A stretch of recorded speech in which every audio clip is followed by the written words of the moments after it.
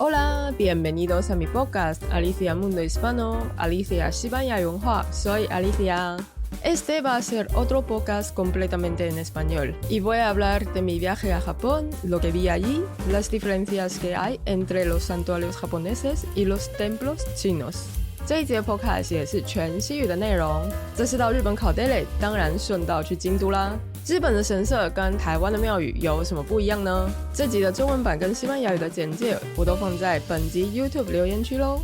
Esta vez me fui a Japón para hacer un examen y de paso también tenía planeado visitar Kioto para hacer un viajecito. Y la verdad, me encantó. El primer lugar turístico que visité fue Fushimi Inari, Fujo Senso. En japonés se llama así, Fushimi Inari Taisha. Taisha es santuario japonés. Al llamarle Taisha, pensarás que esto es meramente un santuario, como un terreno y que en el centro de ese terreno hay un santuario, ¿no? Pues no, el concepto de santuario es un poco diferente en sintoísmo. Esa zona, ese lugar turístico, de hecho, es una montaña llena de santuarios japoneses. Ese sitio es muy famoso porque siempre aparece en las fotos con miles de tori rojos. Tori es niaochu. Los tori se ven como grandes puertas japonesas hechas normalmente de madera pintada en un rojo muy intenso. Tienen 2 pilares verticales y 2 travesaños en la parte superior. Y cuando caminas por esa zona, Fushimi Inari, no solo vas a ver uno, sino miles de tori alineados, uno detrás de otro. Digamos que tori es un tipo de puerta que marca la frontera entre el espacio sagrado y el espacio donde viven los seres humanos. Es una especie de puerta que indica la entrada al ambiente de lo divino. Al pasar bajo un tori, entras en un espacio sagrado. La zona Fushimi Inari es más bien como una montaña en la que hay cientos santuarios japoneses en los que se venera a la deidad Inari. Inari es uno de los deidades sintoístas que controla el cultivo y por tanto la prosperidad. Cuando llegué al principio, en el lugar donde está el santuario principal, ya estaba llenísimo de gente, hasta el punto de que era imposible sacar una foto decente. Pero como pasa en todos los viajes, cuando más subes, menos gente hay. Y al final llega un momento en el que estás casi sola. El santuario principal de Fushimi Inari está compuesto por varios pabellones. Al llegar pasas por una puerta-torre. Es una puerta y también una fachada construida con vigas pintadas en el color rojo, anaranjado y blanco. Ese color rojo anaranjado es el color vermellón y ese pigmento se elabora de cinabrio, cuyo componente es el mercurio. Por eso desde la antigüedad se utilizaba como conservante para proteger la madera. Y también tiene el sentido de ahuyentar el mal. Se usan en muchos santuarios japoneses. Arriba de todos los pabellones, todas esas fachadas, tiene un techo muy pesado, a estilo chino. En el espacio donde está el edificio principal para la oración hay varios pabellones. El edificio principal se llama Honden. Hon significa principal. En el Honden es donde se guarda el objeto sagrado que representa a la deidad. Es el corazón del santuario y también se conoce como Shinten. Una vez pasas el pabellón principal, en la zona trasera del santuario llegas a Haiten y Heiten. Hai para rezar y Hei es sobre las monedas. En Haiten se celebra varias ceremonias al mes. Es donde los fieles, los devotos, realizan las ofrendas y las oraciones. Es un espacio dedicado al culto público. La forma de rezar en Japón es diferente a la china. La parte de ofrecer monedas para rezar es más o menos igual, pero en Japón se dan 2 palmadas antes de rezar y se agita la campana antes de rezar, como si estuvieras avisando a Kami de que vas a empezar la oración. Es una forma de anunciarte, de decir, estoy aquí, voy a empezar. Estos días en Japón tengo la sensación de que la gente es muy educada. Siempre te avisan, te dan alguna señal antes de hacer lo que sea. Pues en los santuarios los ritos parece que son bastante minimalistas. Nada de inciensos ni preguntar por fortunas con velillas. Las figuras de deidades tampoco son claras. Sé que el Taisha que fui, el santuario que fui, se venera solo una deidad, pero hay 5 figuras que la representan. Solo que no los vi en ninguna parte. Y eso es muy diferente a los templos chinos, porque en los templos chinos la imagen de Dios siempre es como los más importantes y diferentes dioses suelen convivir en el mismo templo, cada cual tiene su propio altar, pero ocupa diferentes funciones. Y se escriben historias populares de ese dios en el muro o en las paredes de su altar.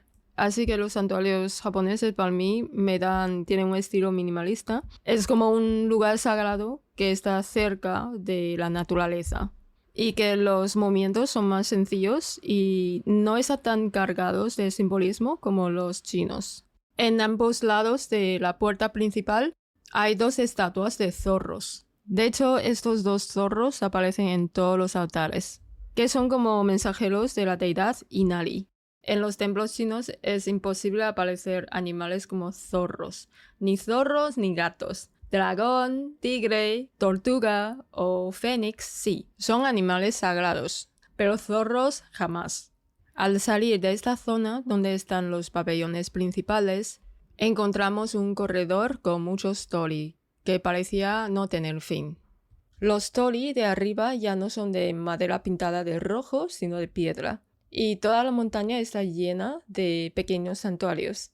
Son pequeños santuarios de piedra que llevan grabado el nombre de un kami concreto, es decir, el nombre de una deidad.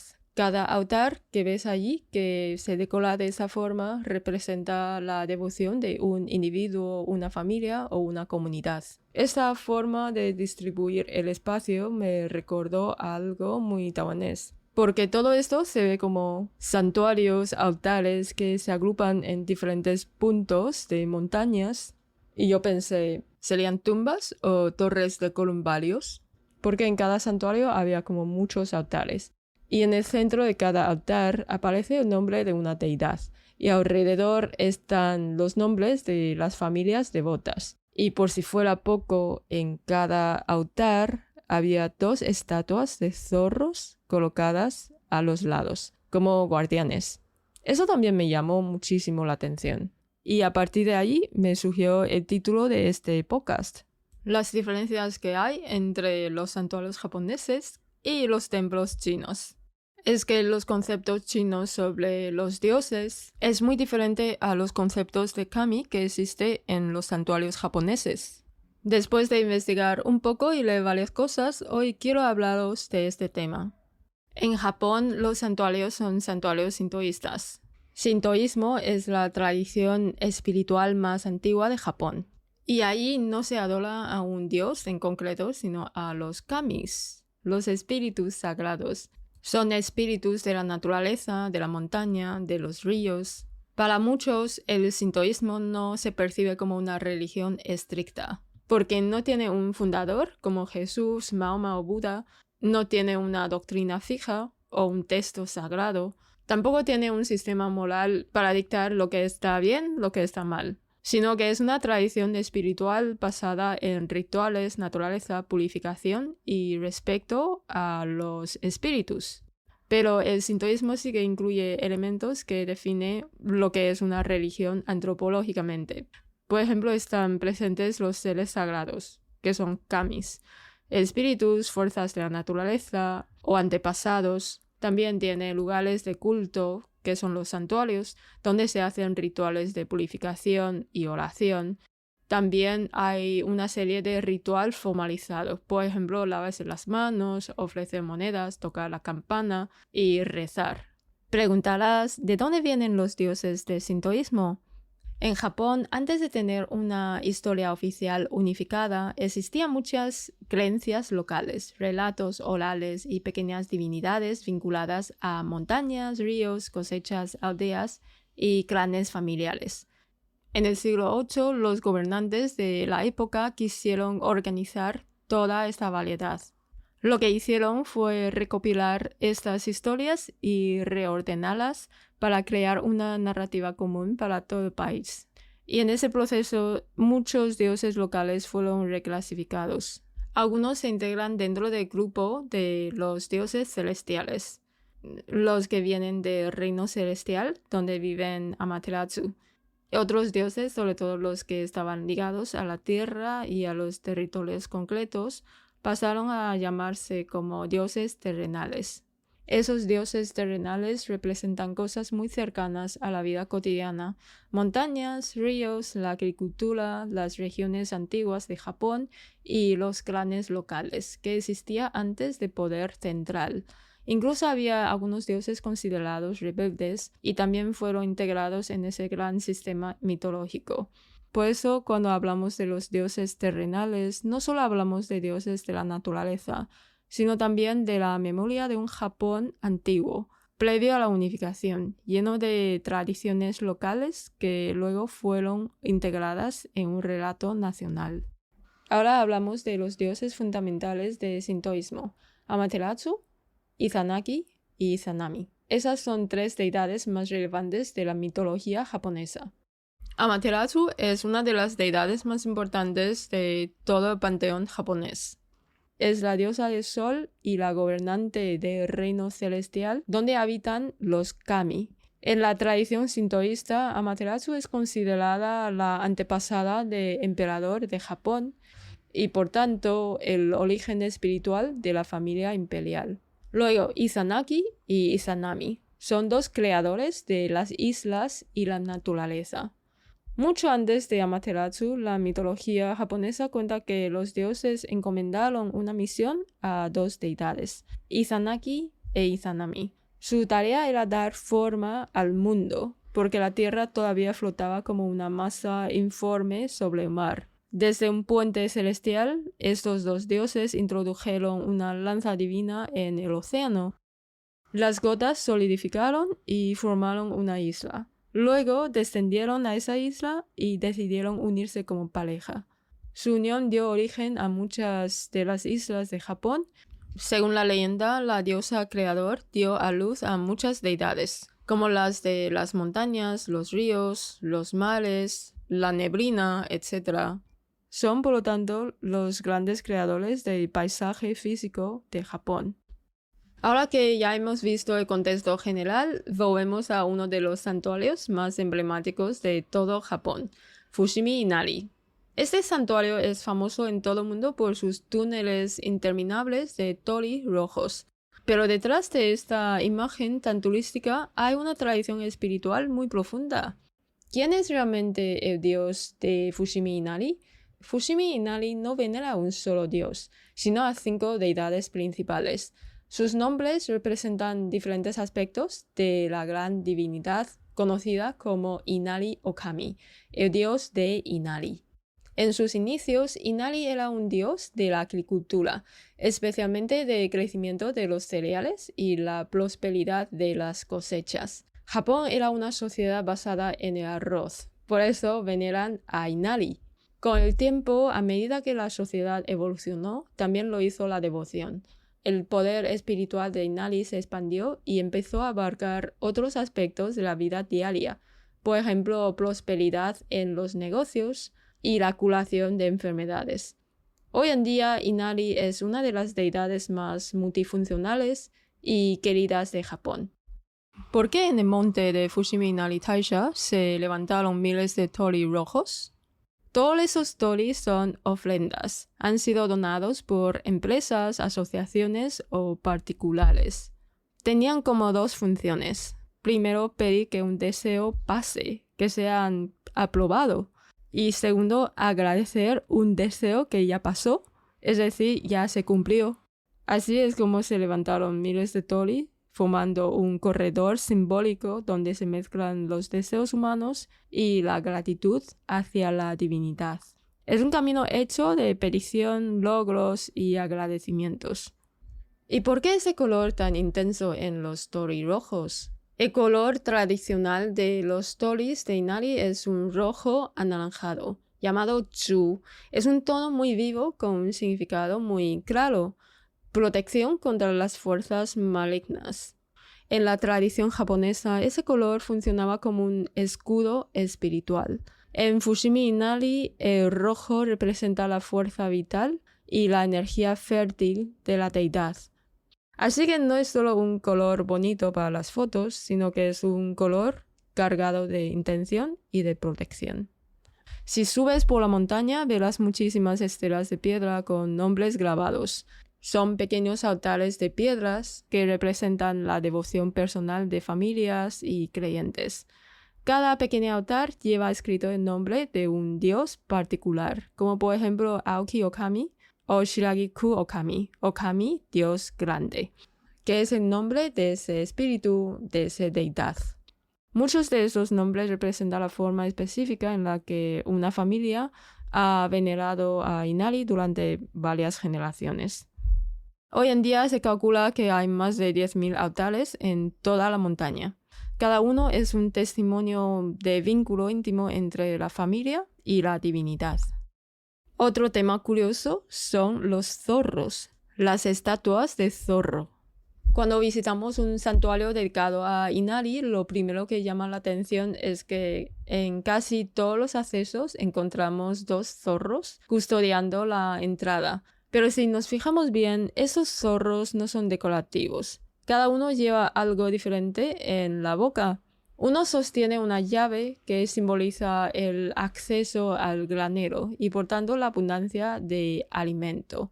Otro sostiene una joya que representa la riqueza y la prosperidad.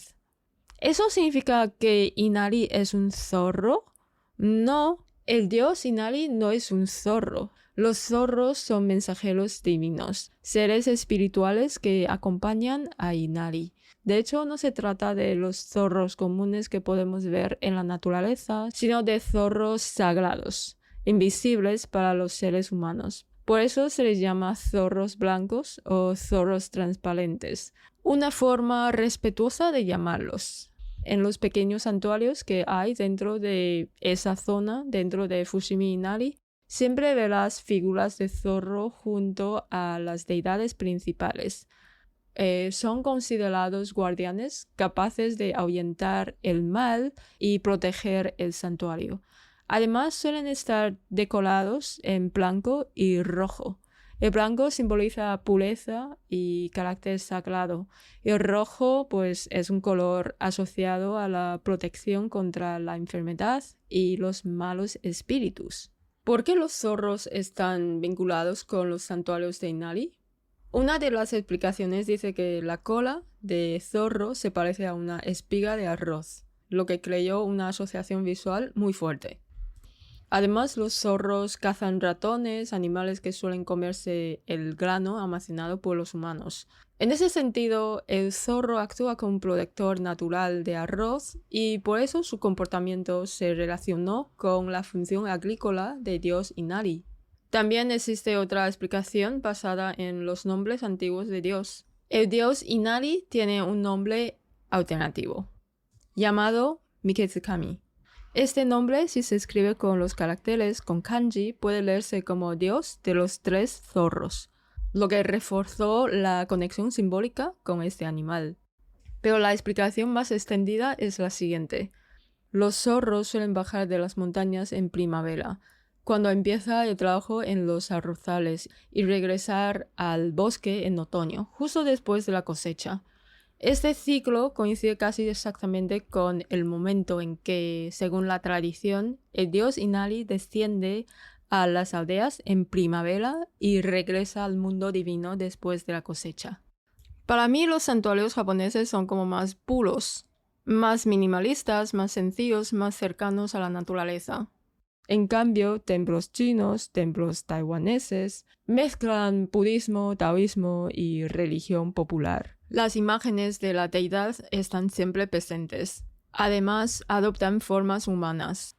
Los creyentes van ahí para pedir cosas. Preguntan por su salud, por los exámenes, por las relaciones. La gente usa incienso, hace consulta de fortunas. Y ambiente suele ser como más animado y lleno de vida. Los 2 lugares se llaman templos. pero representan formas de espiritualidad muy diferentes. Ahora dime, ¿te gusta más el ambiente de santuarios japoneses o los templos chinos? Hemos terminado el podcast de hoy, una presentación rápida de los santuarios japoneses. Nos vemos hasta la semana que viene. Chao.